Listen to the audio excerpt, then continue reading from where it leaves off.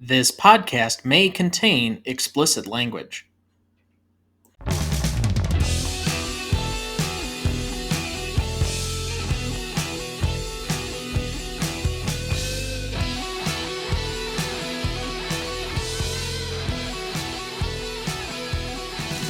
Welcome to the Greatest Movie of All Time podcast, the show that uses a unique grading style to redefine what the greatest movies are. I'm Tom Duncan. And I'm Dana Duncan.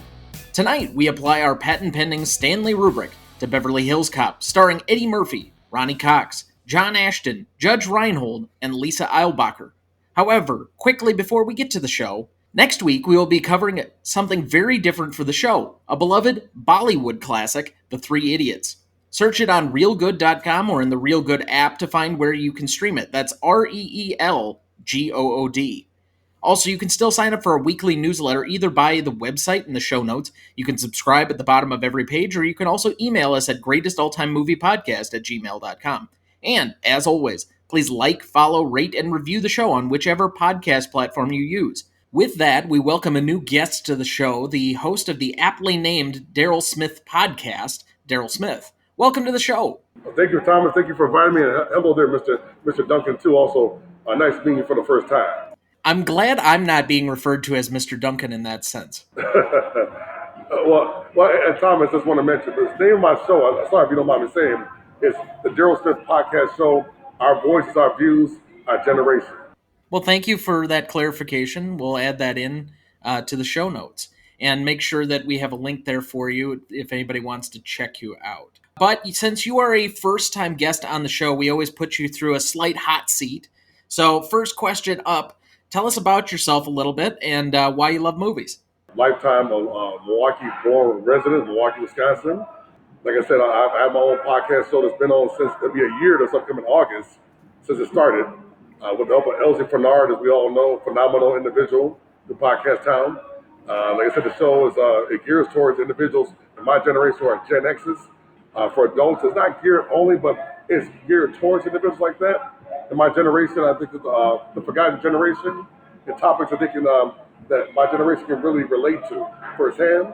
I love movies going back to when I was a kid in the 80s, all the way to now, especially going to the cinema to watch the movie when it comes out, to eat that fresh popcorn, maybe get some, maybe some nachos and chips or something. Just experience being the ambiance in the theaters, and I missed that this past year with the pandemic. But this year, since movies are coming back to the theaters, I'll be in the theater a couple times this summer, to say the least. Definitely. Yeah, I would share that enthusiasm. I haven't found the right one that will really draw me back into going to a theater. I'll probably end up going to see F9 here in a couple of weeks, and that might be my first real entrance back in. But I'm just glad to see that things like A Quiet Place 2 or Cruella or whatever it is drawing people back in. And just to see cars around the theaters again is a really nice treat for movie enthusiasts like ourselves. Most definitely. Another thing, keep in mind, guys, Top Gun, the sequel is finally coming out this year sometime. I think it was supposed to come out last year, but I think it's coming out this year. The sequel is coming out for Top Gun. That is correct. It was supposed to come out last year. They did have to hold it like most other things because it's a big blockbuster for Paramount. But unfortunately, Daryl, and I hate to burst your bubble on this, you're not going to find two people that dislike Top Gun more than these two right here. What? Yep. What? Oh my God. I'm flabbergasted. I'm flabbergasted. Oh, I know. We're very much against the grain when it comes to that. When it comes to Tom Cruise movies, I'm always against the grain. My favorite Mission Impossible is not the last one, Fallout. It is actually Rogue Nation, which I think most people overlook. I thought it was a better one. All right, Daryl, what is your favorite movie then, and why? Oh my God, that's a tough question. I don't have just one favorite movie. Obviously, I love Beverly Hills Cop, the one we're going to talk about today. It runs the gamut. I love Fletch, the first Fletch with Chevy Chase. I love Caddyshack. We talked about it on the phone, me and Tom, we talked a few months ago. Love Caddyshack. Oh my God, I love Bad Boys, the Bad Boys series. Particularly the last one that came out last year. I was very impressed. It was a very good movie. And I want to mention too, one of the things I like about a movie, especially I've gotten older, I like a movie that has a really good story.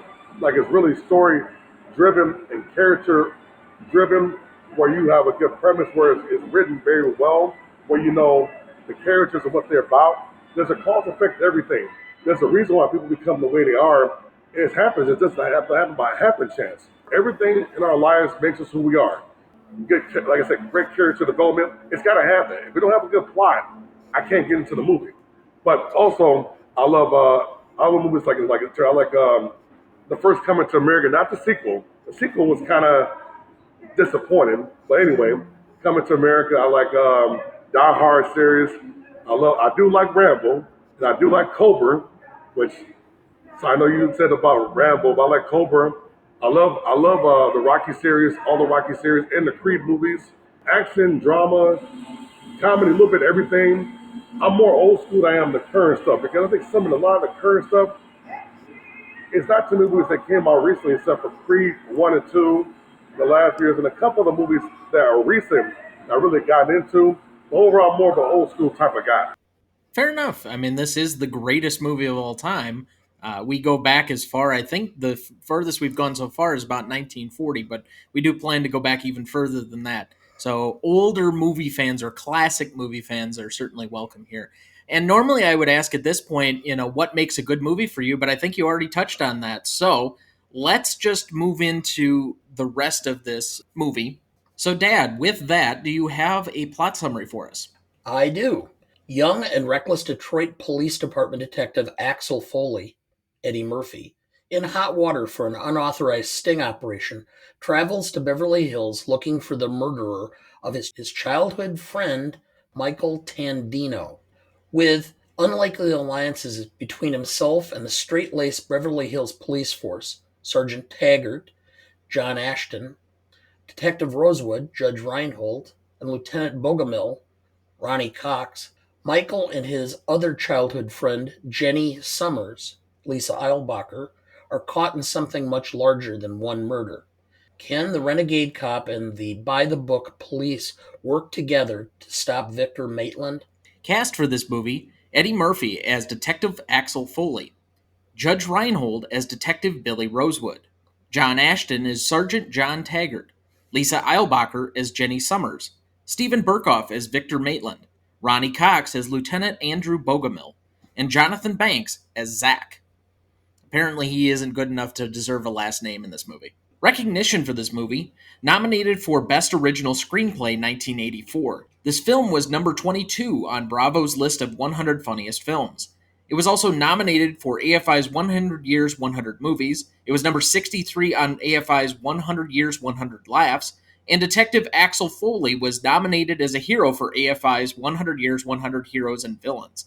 The soundtrack was released on MCA Records and won the Grammy Award for Best Score Soundtrack for Visual Media, 1986.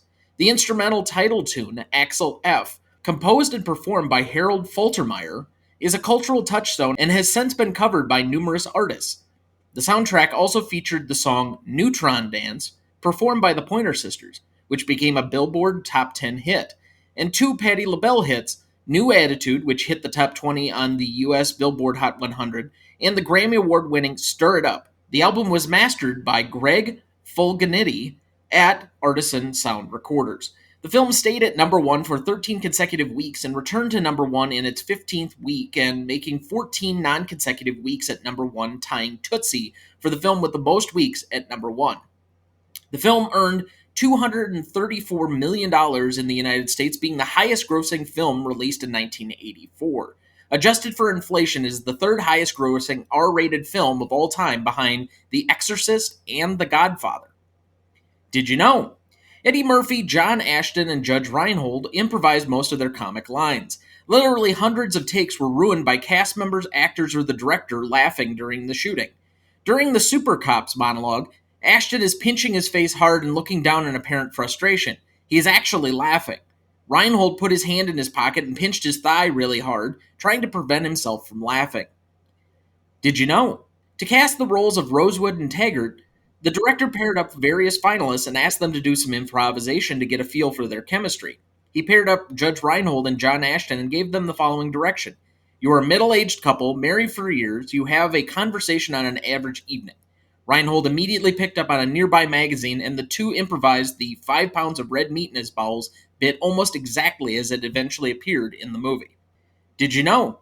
During his tirade at the Beverly Palms Hotel, Axel pretends to be writing an article called Michael Jackson Sitting on Top of the World for Rolling Stone magazine. In real life, Playboy ran an article called Eddie Murphy Sitting on Top of the World. Did you know? The movie was written for Sylvester Stallone, with the character of Michael Tandino as his brother and Jenny Summers as his love interest. Did you know?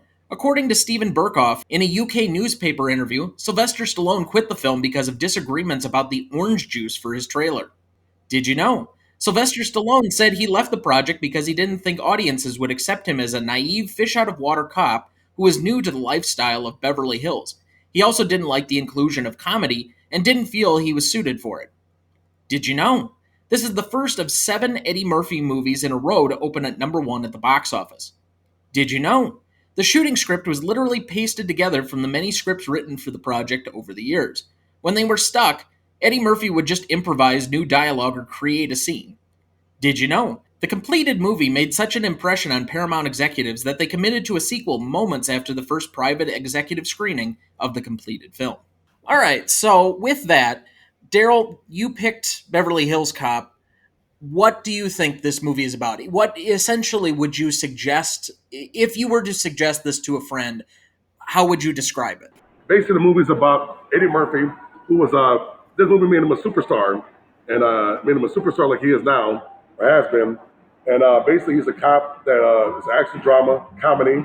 He saves the day. He comes from one city, goes to another city, solves a murder of his longtime friend who got killed coming from out of town, and a good mixture of comedy, action, drama, good storyline, good plot, great soundtrack.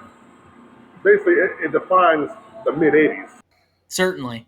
And I probably would think some of the same things. I had it down as really kind of a fish out of water situation. I think one of the biggest parts that plays out in this particular movie is the dichotomy between a inner city Detroit cop versus the very prim and proper upper echelon rich white people Beverly Hills cops. And I think that's really where the movie kind of makes its comedy is the digression between the two, or how they understand each other in an unlikely team up. But Dad, what did you think?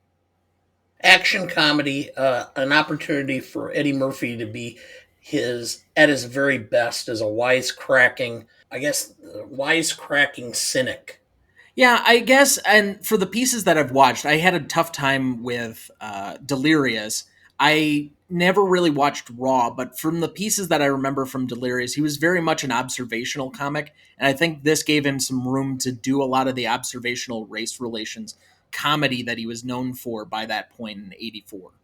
I think this movie, more than any other, shows or exemplifies what his comedy routines were at that time. Certainly. All right, so let's just move forward. And I'll do this like we did last week's episode. Does anyone not have Eddie Murphy as their best performer? Yeah, you're gonna have a hard time saying no one's gonna say that. With the amount of things that he would have had to do to carry this movie, and we talked about it in the Did You Know section, but just from the standpoint that he pasted together or simply made up portions of the script that weren't complete, he should almost get a writing credit for being in this movie. I agree with that. So, since we all have Eddie Murphy, though, let me see if there are any things that are worth highlighting specifically why he's the best performer. Dad, what did you have down? Every scene he's in, he has to many times turn on a dime. Something happens that he may get caught or he may have to come up with it. He just instantaneously changes into a voice, into a character, into starts a lie right there, and it just does it seamlessly and smoothly throughout the film. I seem to remember, I don't know, at least 4 or 5 different instances where he is just the most supremely confident person and seems to have every situation in the palm of his hand, that he can either weasel his way out and he knows exactly what to say, when to say it, and how to say it, or he can simply I don't know. He's got an answer for everything. And from just that standpoint, the cool, calm customer, I think he makes this a starring role where in a lesser hands, I don't know if this would have worked in the same way. I agree, Thomas. You might be saying that, particularly the scene when he first got into Beverly Hills and he tried to take it to the hotel, and he said he was a reporter covering a story for Michael Jackson. How he went off and said, and hate to say the N word, they won't let nobody in there involved. And then all of a sudden, the manager came up and said, "We got a room available." And he was able to make that to create a scene because he knew if he said that, which he did, it would cause a reaction like it did, and it worked out for him. He got a room for 235 at night. And then in the movie, he didn't have to pay for the bill at all. Personally, I'll point to the one that I thought was one of his best improvisations. Tell Victor that Ramon, the fella he met about a week ago, tell him that Ramon went to the clinic today, and I found out that I have herpes simplex 10, and I Oh think that yeah, Victor should go check himself out with the physician to make sure everything is fine before things start falling off the man. And I mean, you would not expect that of somebody in the 80s, let alone even now to a certain extent. But just to be able to make that up on the fly and feel comfortable enough in Beverly Hills to get away with that seems like, yeah, you completely have this character and are in control of everything that's going on right now. that's a good one, Thomas. That's a good one. That's a real good one. So, Dad, who did you have for best secondary performer then? John Ashton. I thought his cantankerous portrayal, with yet some element of comedy throughout it, was kind of a catalyst. It was Murphy playing off him. It was Cox playing off him. It was Reinhold playing off him. He had an ability to be a straight man, but still draw laughs by just his facial expressions and his exasperation he was constantly having to feel in the situation he was involved in. Yeah, he certainly, for the normal pairing, as we talk about in comedy, he was more of the straight man to Rosewood's fat man, even though the roles, I guess, as physically portrayed were completely opposite. Daryl, did you have down a different secondary performer? I agree with your dad. I think that John Ashton, his character Taggert, I think he was a great straight man because you have to have a guy like Eddie Murphy do improvisation, but you have to have a straight man that can counteract that. And Ashton was straight laced in the movie, but he also had great facial expression, especially when he went to the strip club. It was it was timeless. He was in the strip club, but he was able to draw laughs like your dad said. But he was able to be straight and be able to have give intelligence to the movie that it needed. I think. Yeah, I certainly agree. I think that he and the pairing of Reinhold actually kind of made the second half of this team up in, I guess, what becomes an archetype of the buddy cop situation that we'd end up having a ton more of these types of movies. You want to talk about Lethal Weapon or some of the other buddy cop going into the early 90s type of archetype. I ended up having down Ronny Cox, though, and it's for one very essential reason. I think he has the most difficult job outside of Murphy to perform in this movie. He has very limited scenes. He's not in the movie very much. When he pops up, he has to be the biggest force in the room, and he has the biggest catharsis of anybody in the course of the movie. At the beginning, he has to be the questioning hard ass that has to toe the line and be by the book. But by the end, he has to make such a natural cause through the very small scenes in which he is in order to make it believable by the end of the film that he's willing to go off book and then lie at the end in order to cover their asses. And I think that natural change is not something everybody could have done. You are right about that, Thomas. He did evolve throughout the movie, even though he was in limited scenes. But I thought he could have been in more scenes. But again, it was more based off of Reinhold, Ashton, and Murphy, their connection, and not so much him. He was kind of the authoritarian character, besides the chief of police that came towards the end of the movie, whatever. But I think he's the additive to replace the, I guess, hard ass that Ronny Cox is in the beginning and say that there's, I guess, now another foil to them being able to say, all right, we're going to go a little bit off book because in this particular instance, we're going to let the ends justify the means. Yeah, Great analysis, Thomas. Great analysis. So, Dad, most charismatic. What you got? Lisa Eilbacher. Again, this is another one of my celebrity crushes at the time. I thought she was absolutely Really? gorgeous. And I first saw her in her first big role, which was one of the other officers in training, flight training, an officer and a gentleman with Richard Gere. And so she actually was in two of the biggest films of the late 70s and Okay, early I guess I 80s. haven't seen that movie. I didn't know she was in it. Yep. And after this film, she kind of fell off the face of the earth. Apparently, she kind of got upset the fact that she was in these two huge blockbusters and then kept getting basically offered roles which were B films where she was naked half the time and basically gave up Hollywood and moved away and never took another job after about 1996 or 7. Daryl, who'd you have as most charismatic? Oh, that's a good one. I can't remember his name, but I'm gonna go with the character that played Victor Maitland, the villain. Oh, Stephen Berkoff, yeah. Yes, Stephen Burke. I think so. I say that because he's a very underrated actor. Been in a lot of movies before and after this. But this particular character he played, he presents himself as being a very suave, very good person, a citizen, the top art dealer in the last 10 years in the U.S. And he portrays himself as a front that he's a very legitimate businessman, but at the same time, he's peddling drugs using the coffee grounds to get his drugs through customs. And just the way he presented himself and the way his character was, oh, you think he's a great guy, nice guy, but you don't realize that he's a criminal, a big time criminal that would kill for anything he needs to keep his interests.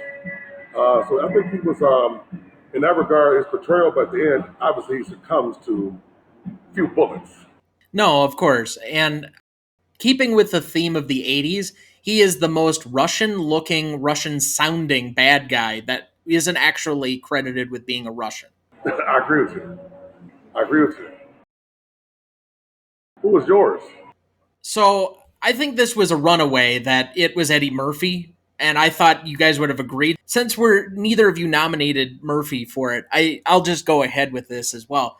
I think there's a reason that he is the only man at the time that had the number one song, I think movie and TV show or something like that, all at the same time. And he was a cultural touchstone. The amount of talent that the guy had. You go back to some of the old SNL clips. I can guarantee you, I've gone and watched some of the ones that from like 1975 with Chevy Chase, and they're god awful. Like the comedy is aged so poorly. But you go back and watch some of those early Eddie Murphy clips, and it's so like night and day. His comedy style, his ability to do different things, and you could see that even reflected because the same routine still worked when he did the Christmas episode, I think 2 years ago or something like that, Yeah, maybe yeah. around the Christmas 2019. Yeah, That that's was right. such a great episode. And he just basically redid a lot of the characters that he had 30, 40 years ago. So I think he's a special comedian.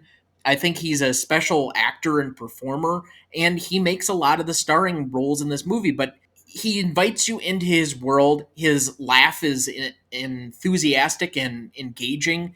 And this being the first starring vehicle of his movie career, it's not easy to wonder exactly why his next six movies ended up also at number one as well. Because I think once everybody saw this one, they're like, all right, I'm buying stock in this guy.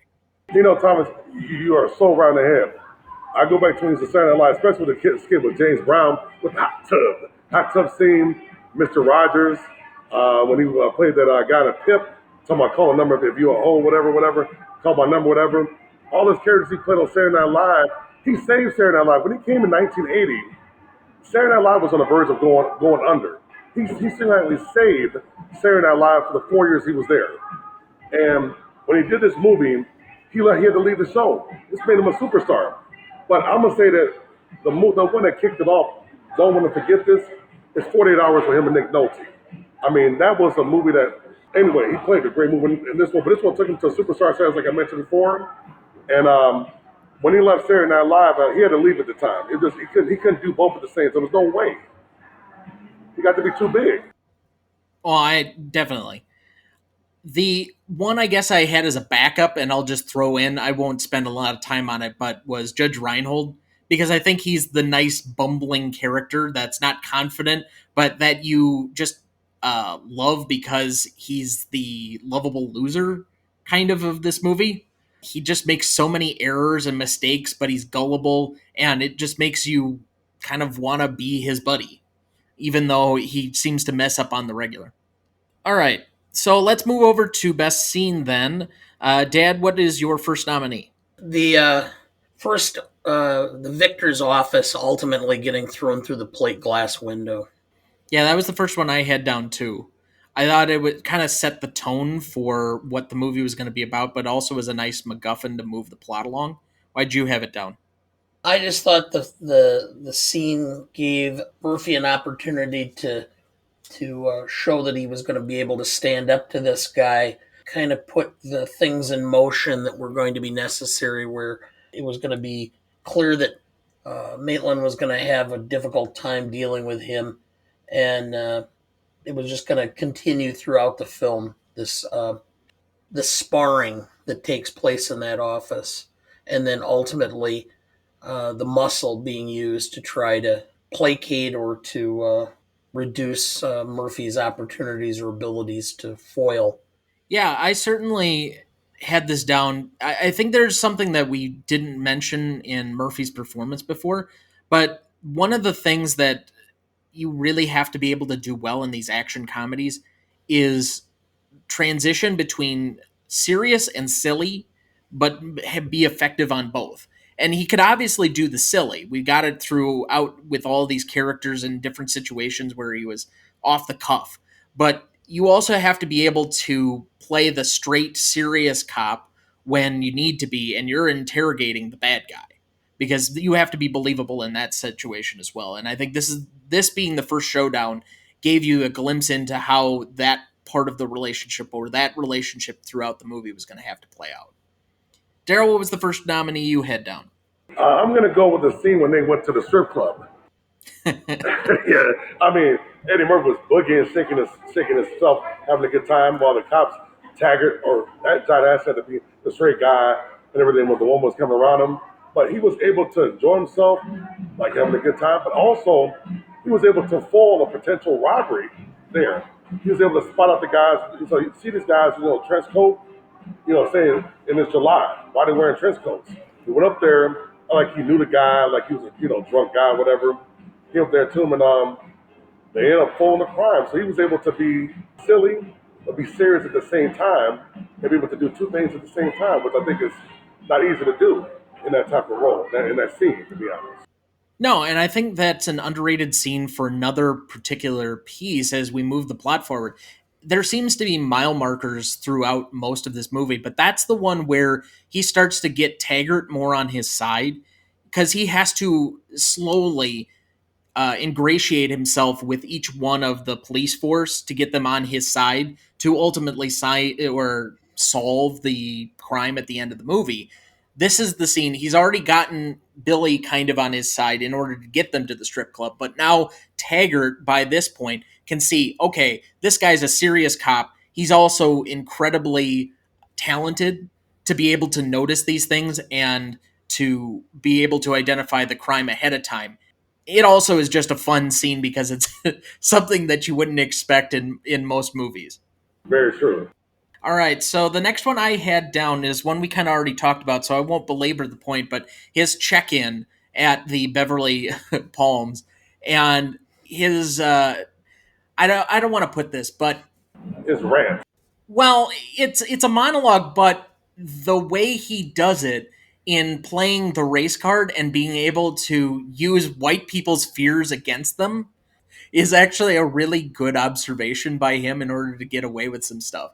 And we kind of credit him. There are all these little placements. When he gets away with something like that, we're even more engaged by the character. That, okay, you got away with something. And as the audience, we also know you're getting away with something. So we feel like we're getting away with something too.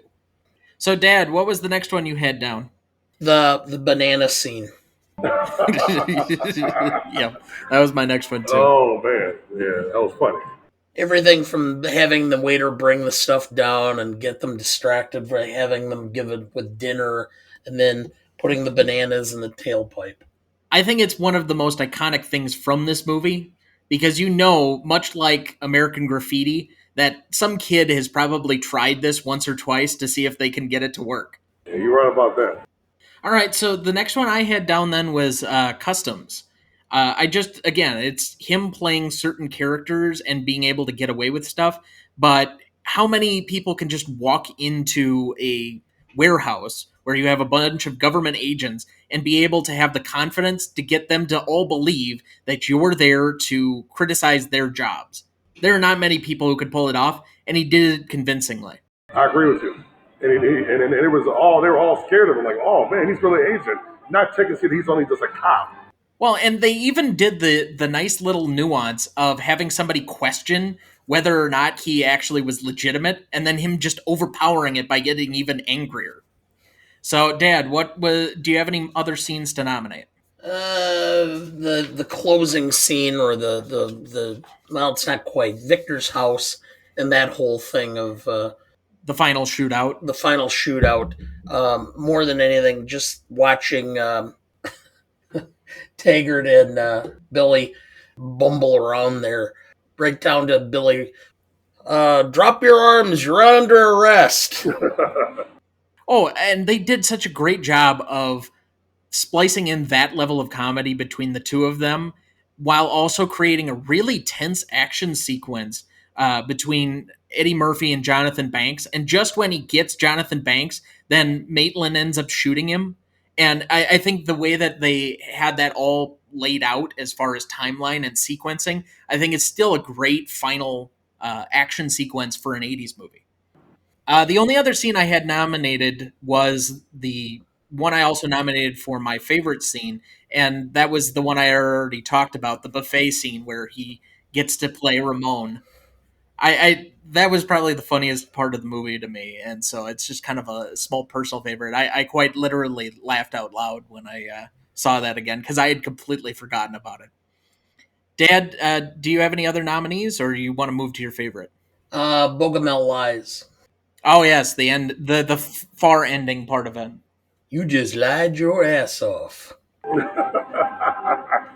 And again, I think it's a good excuse for why Cox is my secondary performer because to get him to that point, he has to do a lot of heavy lifting and seem believable that he's willing to allow Axel to kind of, all right, I'm on your side finally, instead of trying to do my job as, I was by the book to start this movie. I'm not quite by the book by the end of it. Daryl, what was your favorite scene then? The ending scene when he said, it'd be my treat. We'll go somewhere real nice. And he winked him in, and the ending footage, you knew that he was about to get those guys more into mischief. But before that, Taggart said, he told Rosa, let's relax. Don't be so tight. Let's relax. So I showed that Taggart was finally truly on Axel Foley or Eddie Murphy's side in the movie. They formed a friendship. Yeah, and I think it certainly sets up where we can pick up eventually. If anybody's familiar with this, they know that there are at least a second and third movies to this, and I think it's a good fitting stop to this movie. But, Dad, favorite scene? The action sequence in Victor's house. It's so always, and I'll tell you, that's the most indelible moment for me because that's the scene I always remember the most. And when I was watching the film, that's the one scene that I did remember, and it's been a number of years since I've seen the film. I know that the show has been off the air for about 5 years, but when you can take a scene and make it something they have to test on Mythbusters, I think that's pretty indelible. And so for me, it's the banana in the tailpipe. Because I think if anything, you say the banana in the tailpipe, there are a good half of the population that probably know what movie you're referencing. So, what did Mythbusters find? Apparently, and I did look this up during the course of watching the movie again, it just ends up shooting the fruit out. It builds up enough gas that it'll shove it back out. Very rarely will it get clogged enough that it will end up shutting off the engine. Okay. So, most indelible for you, Daryl? Man, that's a good question. Just the fact that from a city he was in, from a different city to go to another city to solve a murder investigation. And he was able to show off this promise that he had that he didn't show fully in Detroit, but he showed it when he went to another city in a new element as an outsider. He showed why he was a brilliant cop. I think there's a really good argument to be made that broader than just the movie itself, you could say the most indelible moment is mid 1980s Eddie Murphy. Again, this being the first of his real starring vehicles that kind of propelled him to being the A-lister that he was through pretty much the rest of the 80s. Oh yeah, I agree with you. I agree with you. And also the soundtrack. I don't know if you heard the soundtrack, but the soundtrack is pure '80s. Yeah, we haven't really discussed that a ton, but this is probably one of the better, I guess, non-scored movie soundtracks that I can remember. Other than the Axel F track that was created for the movie, a lot of this is just really good pop selections that ended up becoming hits because the movie was so good. And they really ended up blending well with everything that was going on in the movie at the time. I have to say, it's a great use of music in this particular thing because I more than anything else, that is iconic to how this movie kind of plays out. It gives you a certain tone throughout. Oh, phenomenal. But they also had songs by Patti LaBelle, who's a big R&B star, Pointer Sisters. They had Glenn Foley, may he rest in peace, or Glenn Fry, with the opening song, "The Heat Is On." It was a good mixture of pop and R&B at that time, the mid '80s. And the music fit each scene appropriately too. Well, this is a natural stopping point for us. We're going to take a quick break and we'll be right back. All right, welcome back. Thank you for rejoining us. Dad, do we have anyone to remember this week? Yes, we do. We lost two. Lisa Baines, an actress who is known for her work on Broadway and television, but she also had parts in Gone Girl, Cocktail, and A Cure for Wellness. She passed today after suffering several weeks ago a traumatic brain injury when she was run over by a hit and run motorcycle driver in a crosswalk in New York City. We also lost Ned Beatty this week. Superman the movie, Toy Story 3, Network, Rudy, and Shooter, but best known for his first film role, Deliverance. He was 83. He's been a great villain in a lot of things. He's the bumbling sidekick to Gene Hackman's Lex Luthor in the Superman movies. He was a great villain in Toy Story 3. He's just kind of a character actor all over the place that had some really good roles. He has a pivotal scene in Network that is more prescient than almost anything else in the movie and just still floors me when I watch it. So if you want to remember either of these two, please find their work currently streaming wherever you get your movies, I guess. Lisa Baines is most recently known for having a recurring piece on Seth MacFarlane's television show, The Orville. And I know that it has somewhat of a cult following currently, so I'm sure that'll have a complicated way of dealing with her unfortunate passing. Okay, then let's turn to best funniest lines. Daryl, as our guest, we will give you first crack. Wow, so many in this movie. When he first went to the art gallery to see Jenny Summers, and he talked to Bronson Pinchot's character, Sarge, and he said, "How much you sold this piece for?" I said, "130." He said, "Get the fuck out of here." He said, "No, I can't." That whole dialogue it was so going back and forth. But and he got his name wrong. Some of the Aqua Foley's here to see her. That whole scene was just it's hilarious from beginning to end for that scene. Classic Eddie Murphy. Dad, what's your first one up? Disturbing the peace? I got thrown out of a window. What's the fucking charge for getting pushed out of a moving car, huh? Jaywalking? Oh my god, it's hilarious. First one I had up, I've already done, but tell Victor that Ramon, the fella he met about a week ago. All right, Dad, what did you have down next? Police, you're all under arrest. Taggert, you do that again, I'll shoot you myself. Next one I had down, Detective Rosewood. Wow. You know, it says here that by the time the average American is 50, he has 5 pounds of undigested red meat in his bowels. Taggart, why are you telling me this? What makes you think that I have any interest in that at all? Well, you eat a lot of red meat. Do you have any others, Daryl? Now I'm trying to find what I can actually remember word for word, but I can't think of anything else word for word. Sure. Dad. Pulling into the country club. Can you put this in a good spot? Because all of this shit happened last time I parked it here. Oh man. Axel. Before I go, I just want to say one thing. The Super Cop story was working, and you guys just messed it up. I'm still trying to figure you guys out, but I haven't yet. But it's cool though. You just fuck up a perfectly good lie. You have any others, Dad? This is the cleanest and nicest police car I've ever been in my life. This thing's nicer than my apartment. All right, so let's turn our attention then to the Stanley rubric. Dad, usually we have one of us go first. Do you want to take legacy? Yeah, I will. Because we've divided it and kind of doing it in two different parts, 5 and 5. And the legacy, I gave a 4.5 for Eddie Murphy because he's become such an iconic celebrity. So I gave it the legacy for him for that. When I'm looking more at the legacy of the film itself, it's faded quite a bit over the last decade. This was a huge film everybody watched over and over. And I think this has become kind of an afterthought to a lot of people at this point. I don't think there's a younger crowd that really migrates or watches it as much. I think people of my generation will, oh, it's on. I'll sit and watch a bit of this and go, oh boy, this really was funny. I forgot how funny this film really was. So to that extent, it's kind of faded. It's not quite as iconic as some of the comedies. I mean, I think Caddyshack has carried an iconic level more because it's kind of it's one that everybody knows more than this. So I went with a 3.5 on that, so 7.5 for Legacy. Okay. So similar to you, and I know we've been kind of dividing this in half, usually between the industry and then the audience or the culture at large.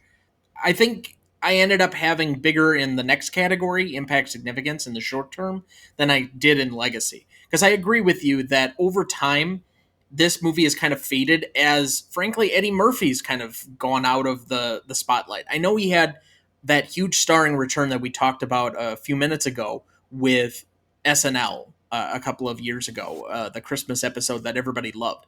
But as a starring vehicle, what has Eddie Murphy done since he basically started doing animation? He did Mulan, then he did the four Shrek movies, and outside of that, I don't think anybody or under the age of maybe 25 knows him for anything other than his animation work because they just don't watch older classic films.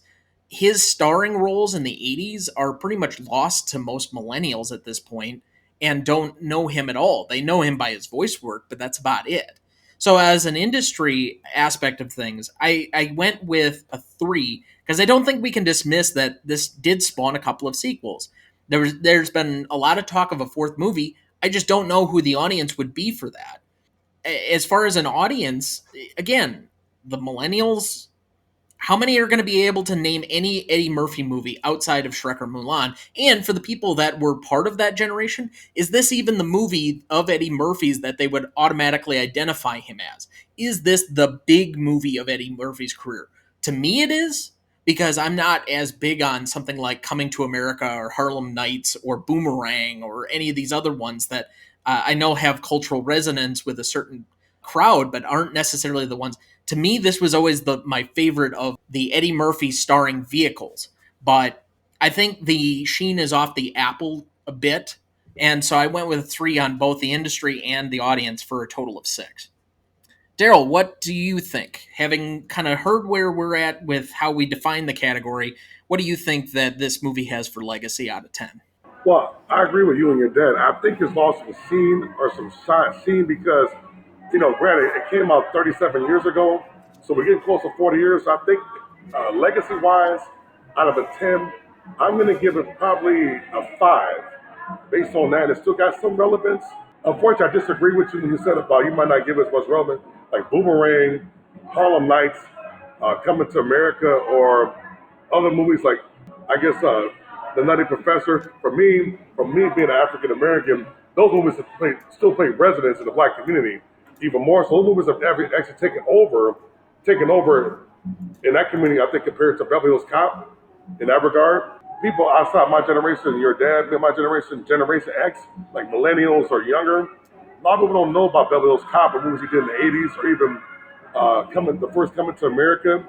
Okay, so all right, so that makes the numbers work then. So then the average between the three of us ends up being a 6.17.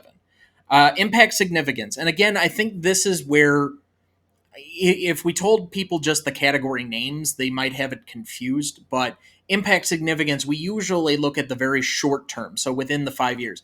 And this is one, as I pointed out in my response before, that I think is a bigger impact in the moment because it turned Eddie Murphy into the big movie star.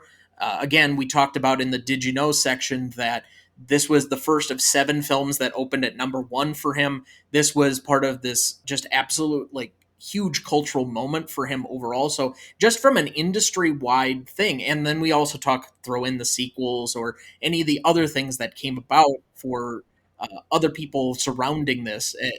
But it's mostly Eddie Murphy. But you want to throw in the soundtrack with the amount of hits that came out of this as far as Billboard's concerned, or the Grammy Awards, getting nominated for an original screenplay for an action comedy.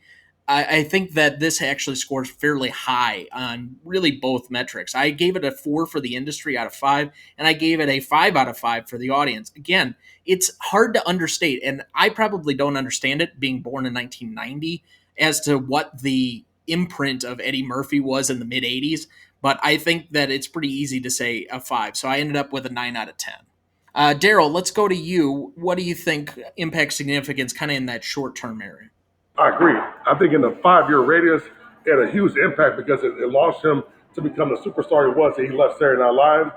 I think industry wise, I'm gonna give it a 5 out of 5 for that one. Legacy in that 5 years radius, I'm gonna give it a 5 out of 5. So overall, 10 out of 10. Dad, did you agree or did you end up going a little bit low or south of that?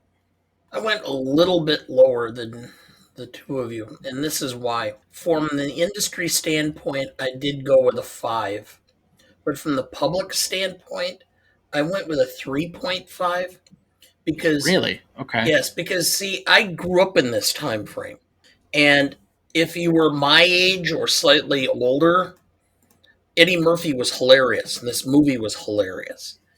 For people that were older, like my parents, they had a harder time relating to this because the idea, and it didn't have to necessarily be racially, just the idea of a smart mouth cop just kind of rubbed middle class America the wrong way a bit. And I know that there was quite a few people who commented that they did not like Eddie Murphy. They did not like John Belushi. They did not like because they didn't quite understand the comedy, and especially the comedy coming out of Saturday Night Live in the late 70s and early 80s. To be fair, and this is just slightly to push back on that, I think that all of that comedy was directed at them to begin with. For them to not like it is probably expected. I don't think this was targeted at them. And here's the other thing, and this is where you and I start to age ourselves a little bit, that we're feeling older. It's really people that are in their teens to, I guess, early 40s that really define culture most of the time, which is, and I tend to be an older person when it comes to even things like social media, since I don't even have a TikTok account yet and really don't feel the need to get one, even though everybody keeps telling me I need to be on there. But they define what culture is. I will not understand why kids growing up now want to be YouTube stars, but okay, I guess that's where culture's gone. But even so, the average between the three of us then is 9.17. Let's go to novelty. Daryl, I'll let you have the first one or first crack at this one. It's a novelty, right? Yes. In terms of what degree? So novelty, when we think about it, it's especially for comedy, is it pushing certain boundaries? Is it making new waves in cinema, whether it's a genre or how the film was technically made, musically? Basically, is there anything really new about this film at the time that it came out? Is it capturing something? or did it reinvent a category or the way people thought about certain movies? It's basically adding to those types of things, such as, for example, we had, I think, one of the highest novelty scores we've had was either Some Like It Hot, which is about two guys, two comedians more or less, or two actors cross-dressing in a period piece that's already in 1959, which is incredibly novel for the time, given that we're still having issues of transgender rights and comfortability and that sort of thing in 2020, let alone what they were trying to portray in the 1920s. The other aspect being that, as far as novelty, another high one that we had was something like Alien, which kind of reinvented the space genre from where we had been even with Star Trek or Star Wars, where they were either action or adventure vehicles, as opposed to that one, which turned out to be more of a horror type of genre. Okay, that's great then. Okay, in that case, what it did, novelty wise, it was the first that I know of, the first time an African American, a black man that was comedic star was able to do a big hit movie that truly crossed over not only in the black audience, but through the white audiences, universal across all racial groups, all age groups for the most part, genders, what have you.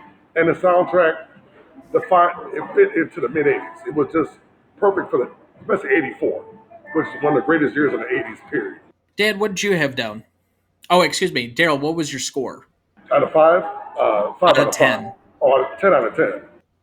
10 out of 10 on novelty? Oh, yeah, I think so. 10 out of 10. Dad?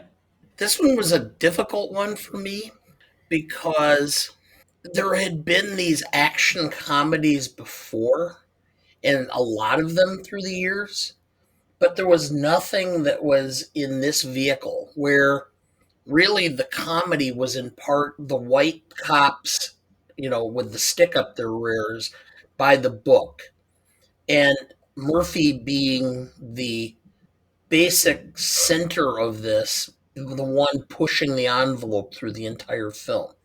To that extent, this was one of the first times I remember a film starring a black man where you tended to not think about him by the end of the movie as being a black man. You just think of him as a comic in a great vehicle to show off his talents. So I had to give it points down because just the nature of it, but I had to give it points up by the fact it was Murphy and how it was done and his position and such. So I ended up going with a 7 for novelty for that reason, because originally it was going to be about a 5.5, and then I started thinking about when I watched the film for the first time and losing track, because it was always a big deal when I was a kid. There was only a handful of African Americans on television: Bill Cosby, Flip Wilson, and in film it was Poitier, and that was about it. And then you had Richard Pryor, and he was dangerous because you never knew what he was going to say or do. And this one became palatable for a wide audience of people, and you actually lost track. It no longer became an issue of race in this film that had been not quite the circumstances in previous films. I came down almost exactly in the same way that you did. It didn't invent buddy cop movies or action comedies or anything like that. I think you could point to something like the TV shows of the 70s. You had things like Starsky and Hutch that you could kind of point to as the buddy cop situation. But the racial element of this, I grew up on movies like Rush Hour, and this movie was ahead of that and basically gave you the archetype to be able to do something like that, where yes, race is a factor. It's an element in how the movie plays out. You have two people coming from different cultures and backgrounds meeting and having to form a team. And by extension, being able to weave comedy throughout it by pointing to the differences and not taking it too seriously, where you might be able to get away with a stereotype joke here or there. I don't think this movie necessarily does that, but you can use it to your advantage. And I think there are elements of how each kind of city culture versus high society, more or less, does play out a lot in this movie, even though it's boiling under the surface. And I also have to give both of you credit. Outside of maybe Poitier, there just are not a lot of other movies to this point with leading black movie stars. You might have had something like Louis Gossett Jr., and I think that's Officer and Gentleman. Yeah. Yep, he won the Oscar. And I think Prince's Purple Rain came out before Oh, this. But other than that, like, this is really where you kind of turn the corner, because this is ahead of Morgan Freeman or Denzel or any of the Samuel L. Jackson, where you really had some of the guys that I grew up with as leading stars or co-leads in a lot of movies. So I gave it a 7 as well. It ends as an average between us all as an 8. But again, I can't put it at the top with the most novel of things, but you got to give it credit for the places where it really did make some strides. Let's go to classicness. And this might be one where both of you will likely disagree with me. There were only a few moments to me that were as funny as I remembered it being.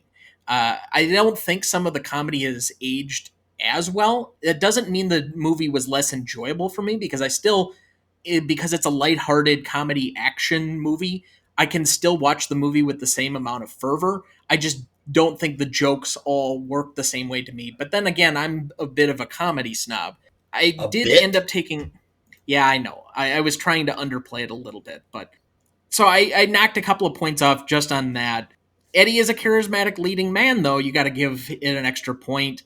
Banana in the tailpipe as a gag doesn't actually work when you do it in real life, but it being an iconic moment, uh, go back and forth. The one really, and again, this stuck out to me, I guess, ahead of its time moment.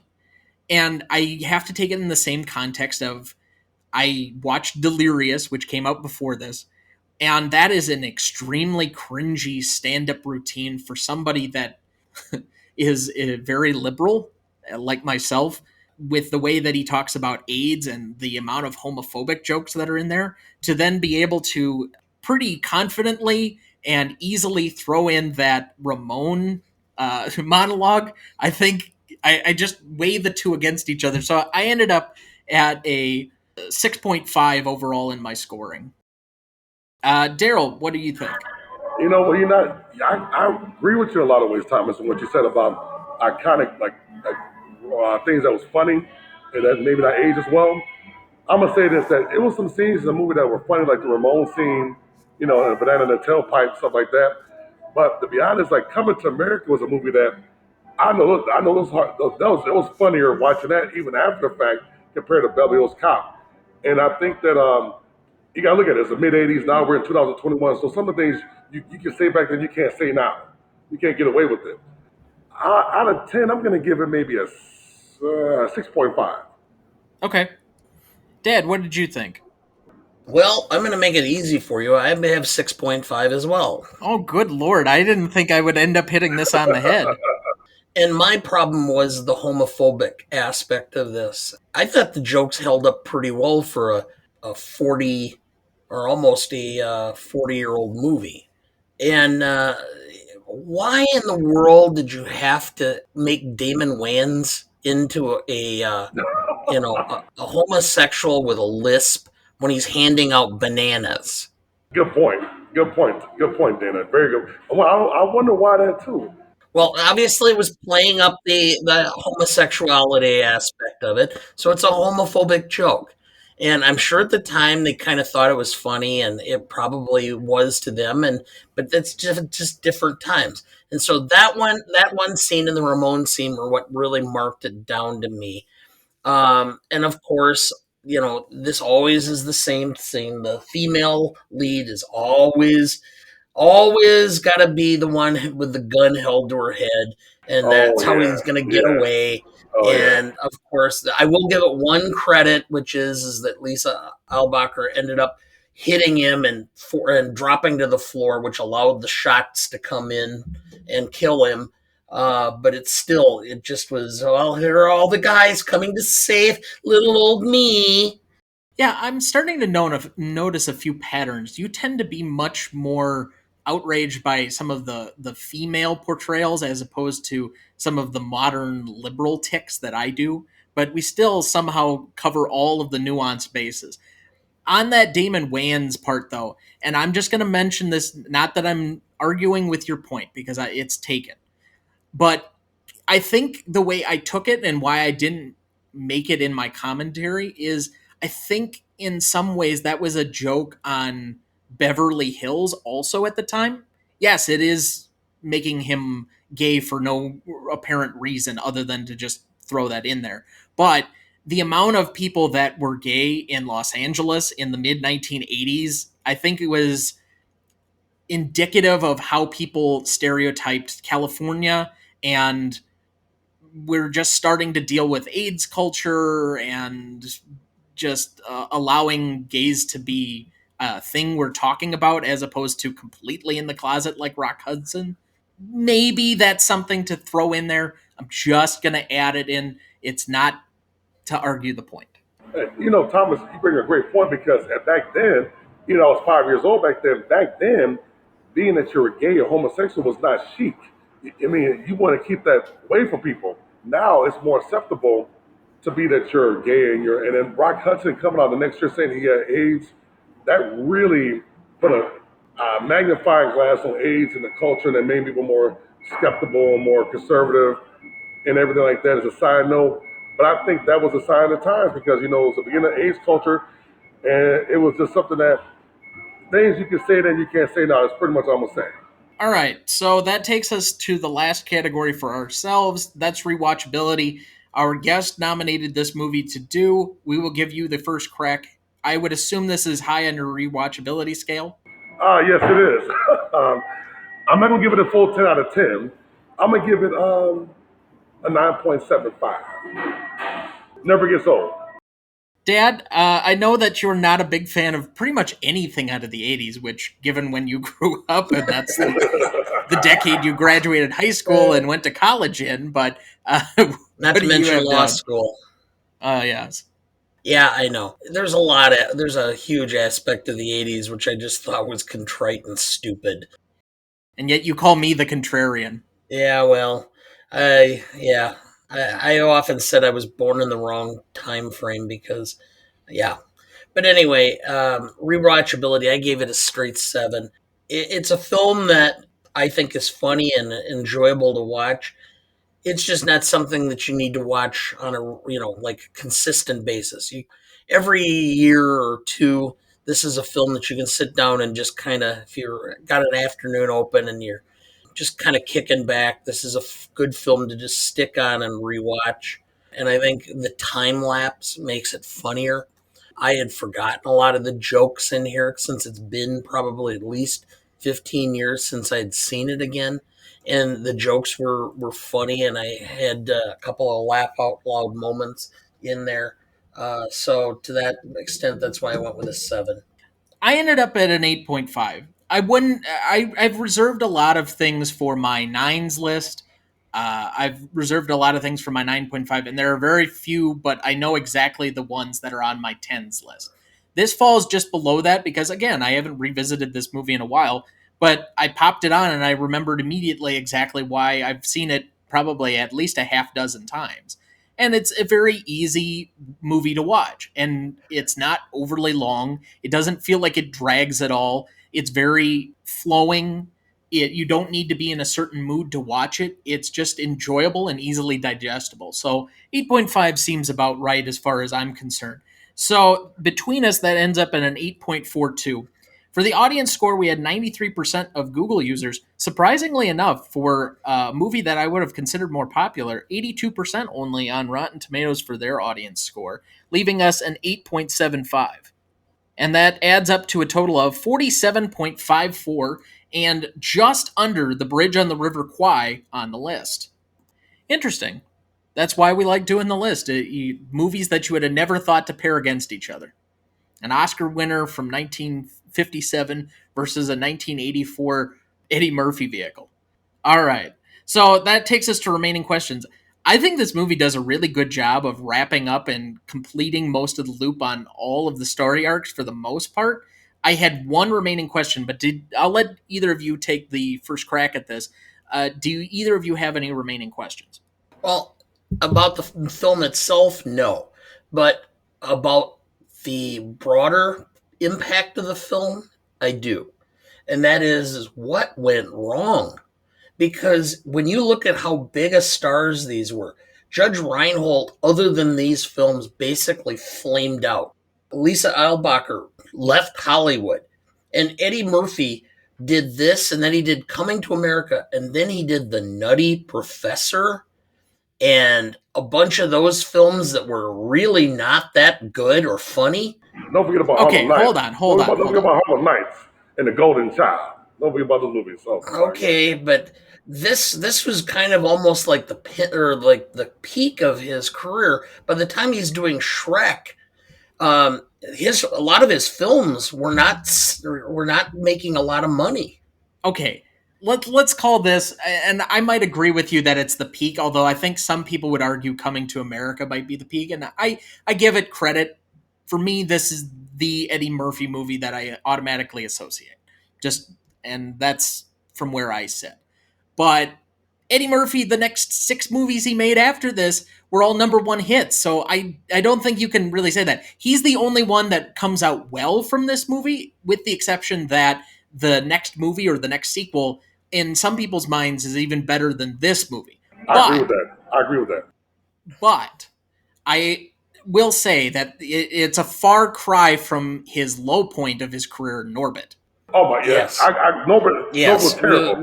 That's where I was ultimately going to go with this, but and the point I've made, and I've made this point a lot in music and in acting and all aspects of life, it is very hard to stay on top, because in order to get there, you have to be so laser focused, expend so much energy, have just absolute luck, and be able to take those things and just drive them into success. It is very hard for you to remain there. You just lose that drive or desire to continue. And especially, I think more than anything that destroyed Eddie Murphy's career was Shrek, because he made so much money off of that film, he never had to worry about working again. Where would you ever have creativity after that? So Beverly Hills Cop is his best performing live acting movie in his career, by far. But all 4 of the Shrek movies finished ahead of this. Even the worst performing Shrek movie out-earned this one at least 2-1. Yeah, but animation is huge, Thomas. Oh, I know. The cultural... I really want to tackle Shrek at some point here, because we're on a kind of an anniversary area with that movie having come out around this time about 20 years ago. But that movie was huge. Yes. Huge. It's big. And the sequel, I think, was like the highest grossing sequel of all time when it originally came out. I remember watching that in like 2004 on vacation. But when you're talking about Shrek the Third and Shrek the Fourth, and they're out producing Beverly Hills Cop, I mean, there's a slight difference, because I don't want to say that voice actors don't have to do as much work, because I think there's a lot that goes into voice acting, and those guys do a lot of long recording sessions. But it's not the same, and the hunger's probably gone when you can sit on the residuals from that forever. And don't forget about Mulan. He was in Mulan too. Yeah. Very successful movie. Yeah, still is. Yeah. Especially with Disney Plus and everything else that at this point. Yeah. Oh, yeah. So let's take it to my only remaining question, and the only thing of the movie that I had to really sit and think for a good 10 to 15 minutes to come up with this one, because I don't think anybody cares by the time we get to the end of the movie. But what does Jenny do for work now? Oh, good question. She was plucked out of obscurity to be a curator at an art gallery for the biggest art dealer in the United States for the last 10 years, according to the movie lines. Now, does she get another job as an art dealer, or because she was connected with Victor Maitland, is she basically blackballed? Good question. Well, something had to happen to all the art that he owned. I suppose that's fair, but don't you think that would be confiscated? Because it could be part of a laundering scheme? Well, good luck proving it. And who are his heirs? Also, Thomas, you mentioned a good point. In the third one, I don't know if you saw ever seen the third one. Surge, played by Bronson Pinchot, was in the third one, and he ran into Eddie Murphy at a gun show, and he kind of alluded to that about how all the galleries got shut down, but Victor Maitland got when he killed my boss. Victor Maitland, all of them got shut down. I think he said something like that in the third movie. Again, I don't think most people are going to think very much about that question by the time we get to the end of the movie, and it took me a while just to come up with that one. But just something that's probably unanswerable. And can I give my question real quick? Remaining question.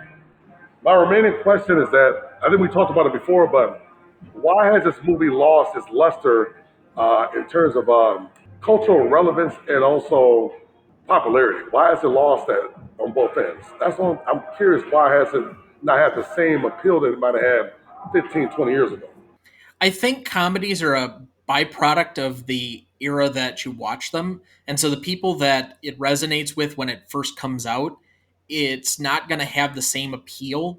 I think of some of the comedies that I grew up with that maybe in about 10 years will be almost completely forgotten about. And I'm talking, and I know we've covered at least Anchorman on this show a couple of months back, but 40-Year-Old Virgin, Wedding Crashers, Oh yeah, Knocked Up, all of those Apatow vehicles, the Vince Vaughn, Owen Wilson ones, any of the action comedies. Rush Hour, nobody's going to know what that is in 20 years. Not a soul. And I think even something like Caddyshack or Animal House, as my dad's generation either ages out or is less of a cultural reference, that's going to lose the same luster. It's just a matter of the timing on things. Comedy ends up aging in a way that drama becomes more timeless. or what about American Pie? That's kind of a movie that came out in the '90s, early 2000s that might start losing its luster. I'm part of the movie. I mean, I'm still live in my generation can relate to that movie, but it's going to lose some luster in the next 15 years. But over the last 5 years, just from where we're sitting now, how many great comedy movies have come out? Good question. and Maybe a and that's couple. that's what I'm saying. Like the last big comedy that I can remember coming out that was something that everybody was talking about is The Hangover, and that's already 12 years ago. I didn't really get into that. I mean, the first one maybe I didn't get into the second and third one. That's just me. And that's fair. But I'm just saying that Yeah, that's the last time that like America collectively paid attention to a comedy. I agree with that. I agree with Going that. back to your comment about Animal House and Caddyshack in my generation, well, eventually it's either going to be that we become senile and forget about them, or we watch them again and have forgotten that we watched them, and it will be like hilarious again. So could be either way. Fair enough. All right. Well, we want to say thank you, Daryl, for being on with us. Before you head off, anything that you'd like to promote? I know you have your podcast, but anything else that you'd like to mention? First of all, thank you again for having me on, Thomas, and also Dana. It's a pleasure being on. Secondly, I just want to let everybody know that my podcast airs the second and fourth Wednesday every month, and you can get anywhere on Spotify, Apple, Google, anywhere you get Spotify. And I also want to mention to you, Thomas, I'm gonna try to work on something out if I can work with my schedule to have you on my podcast as return favors, hopefully before end of the year. Sounds good. I'm certainly welcome to being on anybody's show. If anybody listening has a show as well, please reach out. And I know Dana has been looking to get on a few shows himself, so we're certainly open to all of that. Dad, any last thoughts for the week before we go? No, everyone stays safe. It's good to see that things are starting to return to some level of normalcy again. Thank you. Thank God. I'm just going to mention one small thing. Since everybody's been inside for a while and I tend to be very, very pale white, please take care of your skin. The number one leading cancer in America is skin cancer. And you haven't been outside for a year, you may need to put on maybe some sunscreen or a hat. Just take care of yourself a little bit as we slowly reintegrate ourselves back into normalcy. And on that final note, like your father said, I'm glad things getting back to normal. I know y'all. I'm in the Milwaukee area. There will be festivals this summer. Thank God for that. Some festivals, and I think that people are starting to travel more. The spirits are picking up finally, which is great. I'm looking forward to even bigger things this year and even going to 2022. Well said. Well, this is my life. It always will be. There's nothing else. Just us and the microphones. And those wonderful people out there in the dark. All right, Mr. DeMille, I'm ready for my close-up. Next week, we will be covering a Bollywood classic, The Three Idiots. Check out realgood.com or the Real Good app to find where it's streaming for you. That's REELGOOD.com. Again, please like, follow, rate, and review, or whatever on whichever platform you have so that you can join in on our fun. You can also email the show at greatestalltimemoviepodcast@gmail.com. Find us on Instagram at GModePodcast, or find Dana or I on Twitter at TJ3Duncan or at Dana W. Duncan. The Greatest Movie of All Time is a production of Ronny Duncan Studios. Our show is mixed, edited, and written by Thomas Duncan. Our music is thanks to Purple Planet Music. Our technical provider and distributor is Captivate FM.